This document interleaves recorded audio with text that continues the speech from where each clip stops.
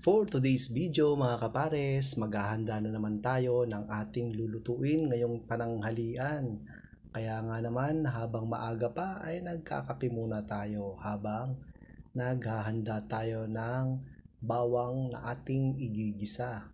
Siyempre meron din tayo dyang pamintang buo, dahon ng laurel, lalagyan din po natin yan ng sibuyas, bawang at pati na rin ang manok na nahugasan na po natin yan. Shoutout po sa ating mga followers, mga subscribers natin sa YouTube channel, yung mga nagsishare po ng aming mga video, maraming salamat po.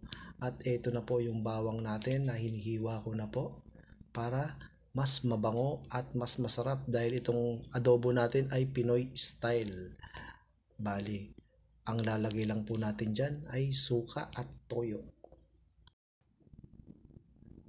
At sinimulan na nating maggisa ng bawang at sibuyas na pampabango ng ating chicken adobo.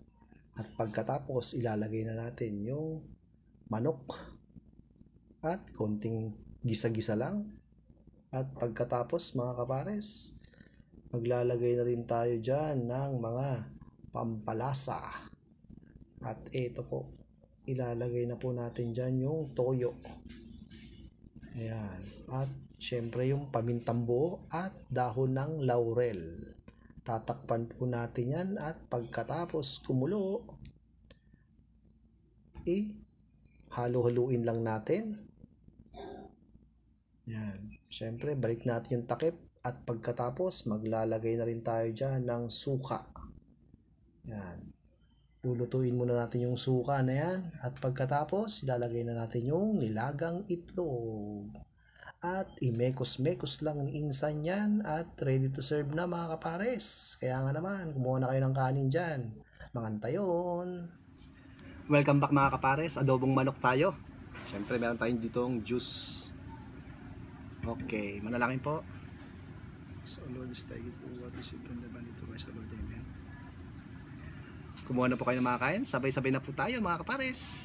Ayan. Simple lang tayo ngayon. Adobo. Ayan. Namiss natin mag-adobo.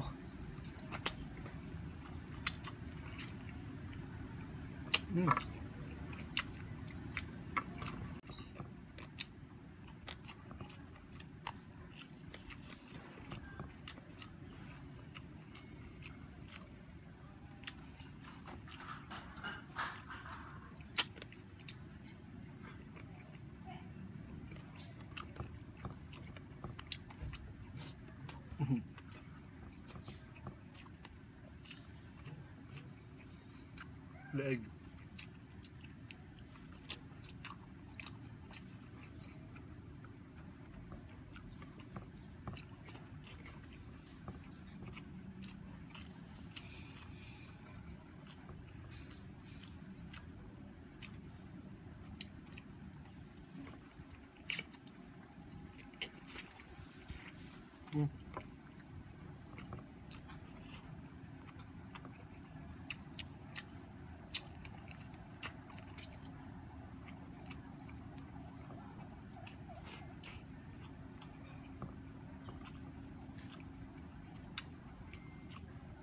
Ang adobo natin basic lang to. Toyo, tsaka suka lang po.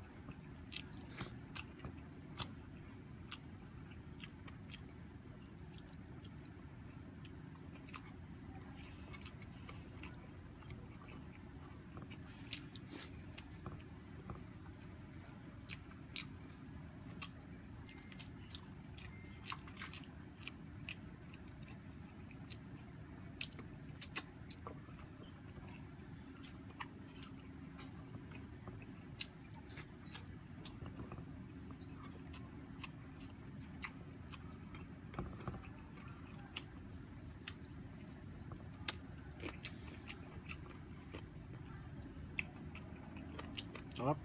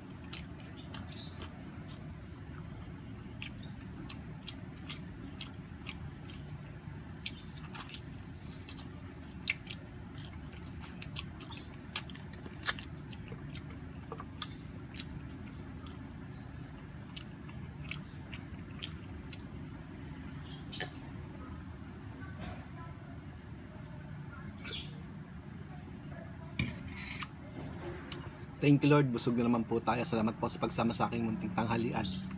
Shoutout po sa lahat po ng aming mga followers, mga subscribers namin sa YouTube channel, mga silent viewers, mga nag-share po ng aming mga video. Maraming salamat po sa inyong suporta.